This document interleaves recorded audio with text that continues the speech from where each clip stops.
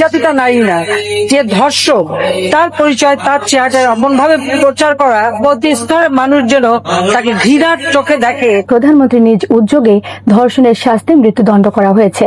মাননীয় প্রধানমন্ত্রী নির্দেশ দিয়েছে আজ আগামীকালকে মহামান্য রাষ্ট্রপতির আদেশ পরে ইনশাআল্লাহ এটাকে অধ্যাদেশ হিসাবে জারি করার প্রস্তুতি নিচ্ছে।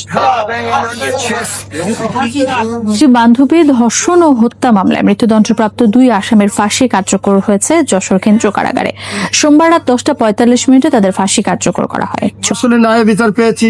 এই বাংলাদেশে ন্যায় বিচার যে আছে এটাই আজকে প্রমাণ হলো। বাসের চালক হাবিবুর, হেলপার শামীম, আকরাম ও জাহাঙ্গীর এই 4 জনের মৃত্যুদণ্ড ঘোষণা করেন বিচারক।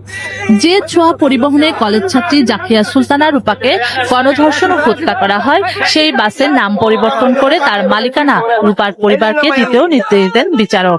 টাঙ্গাইলে চলন্ত বাসে কলেজ ছাত্রী রূপা ধর্ষণ ও হত্যা মামলায় 4 জনের ফাঁসি ও একজনের 7 বছরের কারাদণ্ড দিয়েছেন আদালত।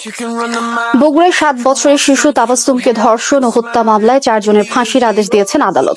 চুয়াডাঙ্গার আলমডাঙ্গা উপজেলার 2 বান্ধবীকে দলবদ্ধভাবে ধর্ষণের পর হত্যার মামলায় মৃত্যুদণ্ডপ্রাপ্ত 2 আসামির ফাঁসির আদেশ কার্যকর করার কথা রয়েছে আজ।